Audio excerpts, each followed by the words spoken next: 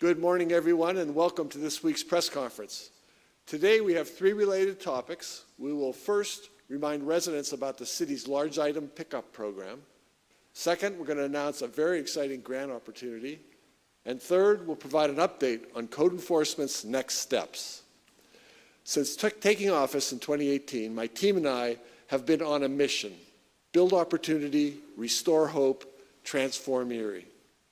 We have been working hard to achieve our vision, and one element of that vision is all residents are able to live in a welcoming, vibrant neighborhood. A critical part of this vision is making sure that our neighbors are clean, safe, free of debris and other hazards that could accelerate into blight and neighborhood decline. Now that we are turning the corner of our winter weather, although it's going to get cold again tomorrow, and heading into spring, we want to remind every Erie resident about our year-round large item pickup program. This free program is a great benefit the city provides. Basically, residents can call this number, 814-870-1550, to schedule up to 3 bulky items for pickup. Or they can visit the city's website, which is at cityof.erie.pa.us/large item pickup, to schedule. The resident will receive a confirmation number with the date for the pickup. This pickup will be scheduled on your regular trash night. However, it has to be scheduled because we send another truck around to pick up the large items, and they have to ensure that they're going to have enough room to pick up everything. So if you call, say, on Tuesday, and your regular pickup night is actually Wednesday, you could be scheduled 1 to 3 weeks out, depending on how many calls were received before you called. Once you have confirmation, you can place up to 3 large items that are regular household furniture and trash on the curb at no additional cost.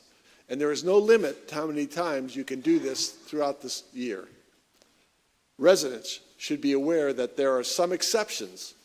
City crews cannot take tires, automotive batteries, hazardous waste, construction materials, electronics such as televisions, computers, printers, or large appliances such as washers, dryers, stoves, refrigerators, hot water tanks, or air conditioners.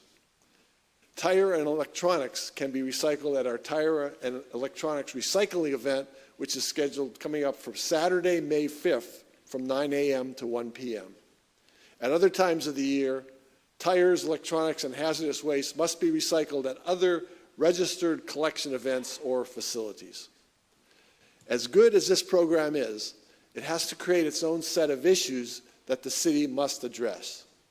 There have been times when residents have not called to schedule a large item pickup, but just have put out a large pile of debris that exceeds the program's item limitations. This can and has created unsafe conditions for our children and residents who are walking to and from school, their places of employment, or the normal daily routines. This debris litters our beautiful community and leads to unsanitary conditions. It also tends to become home to things like mice and other rodents. To combat blight, over the last 3 years, our Love Your Block team, working with our Department of Public Works and our Bureau of Code Enforcement, have conducted several community cleanups and neighborhood sweeps. In fact, so far, our crews have accomplished the following 7 items. First, they completed 67 community cleanups and 8 beautification projects. Second, they removed 180,000 pounds of trash and debris. Third, they completed 184 projects and 288 repairs. Fourth, they installed 389 new features and 66 landscaping projects. Sixth, they addressed 68 codes of violation. And seventh, they installed 45 new hand railings, 29 mailboxes, and 24 new house numbers. And actually, this is the 7th one. Saved residents more than $183,000 in labor costs.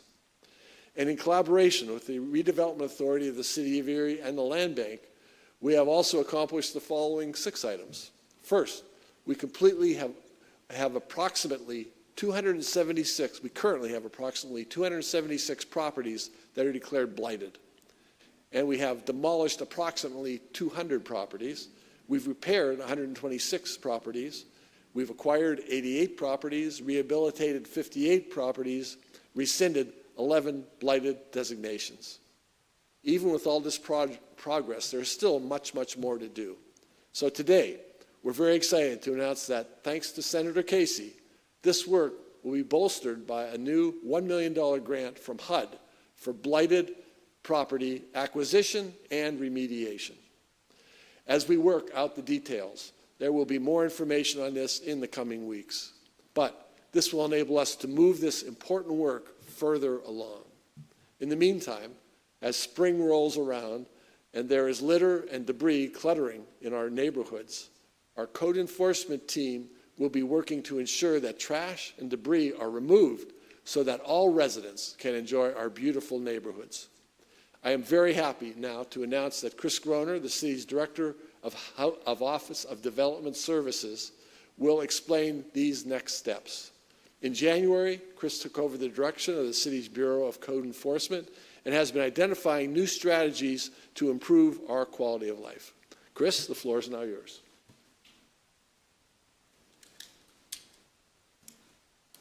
Thank you, Mayor. Good morning, everyone. Happy first day of spring. This time of year brings warmer temperatures, longer days, and more sunshine, and it also means time to clean up. So starting in April, the city's Code Enforcement Office will begin conducting targeted inspections in specific zones throughout the city. The goal of these efforts will be to reduce and eliminate hazardous and unsightly junk and debris that have piled up over the winter.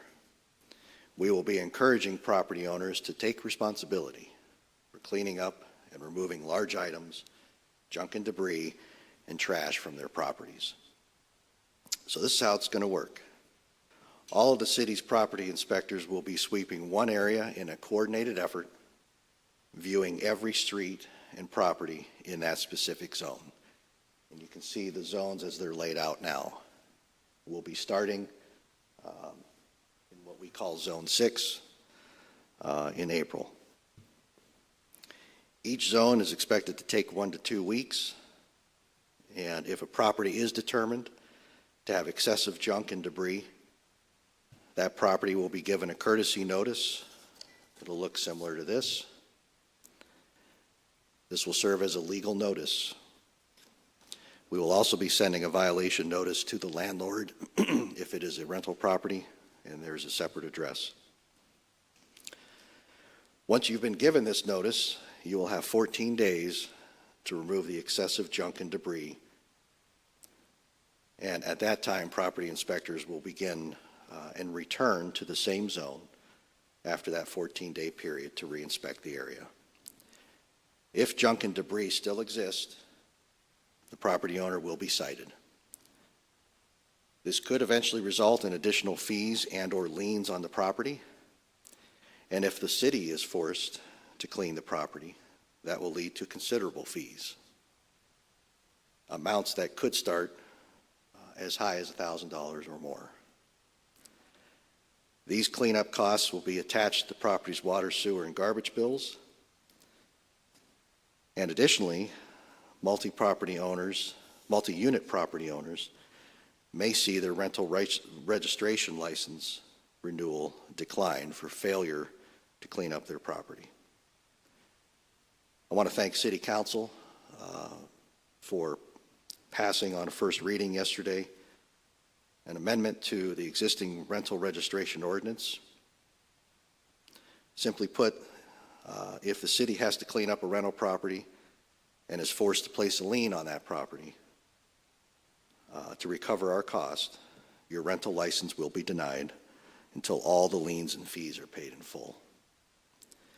A disproportionate amount of necessary cleanup efforts have originated from rental properties. And while the specific responsibilities for cleaning and maintaining these rental properties are between the landlords and the tenants, and they vary with each individual lease, one thing should remain clear. These are not responsibilities that should be placed on the taxpayer. While most property owners are responsible and maintain their properties, a small number are not. And the ones who are not taking care of their properties affect all residents in a very negative way. This is not right, and this is why we will be strongly encouraging owners to correct the issues and maintain the required standards pertaining to housing, building, and health standards. We want to work with you. That is why the city offers large item pickup, which you heard about a few moments ago. You can request up to 3 large items to be picked up each week, but you must call in advance to coordinate. To call the refuse department, the number to call is 870-1550 for more details on that program, and you must call between 8:30 and 4:30 at least 72 hours in advance of your regular refuse pickup night. We ask that all residents, property owners, landlords, and tenants pitch in and do what is right and help us with this effort. We're also going to be continuing to work with our various neighborhood groups as we meet on a monthly reoccurring basis to discuss and prioritize our efforts, walk the neighborhoods with them, and hear their concerns. I am personally involved in those meetings, and I'm confident that moving forward we will continue to make the necessary progress. This is all part of a bigger effort and coordination, working between the City Redevelopment Authority, and the Erie Land Bank as we work to attract investment to our city, encourage renovations and repairs, and reduce blight. In the last few years, we've been able to eliminate approximately 200 blighted properties, and we look to continue that process. I want to thank the code enforcement team in advance, and also our Public Works Department and the Refuse Department for assisting with this coordinated effort, and I ask that we all pitch in to make this cleanup a success. And at this time, I'd like to turn it back over to the mayor. Thank you. Thank you very much, Chris, and many thanks to our code enforcement team, our Department of Public Works, and our Bureau of Refuse, and also to our Love Your Block team for all of their great work ensuring that our neighborhoods are vibrant and welcoming. Thanks much to all of you for being here, and thanks to the teams who really are moving Erie forward. And that concludes this week's press conference. Please continue to follow us on social media for the latest updates on everything happening here in the city of Erie. Both of us who spoke are now available for interviews. Thanks very much for being here or watching on TV. Thank you.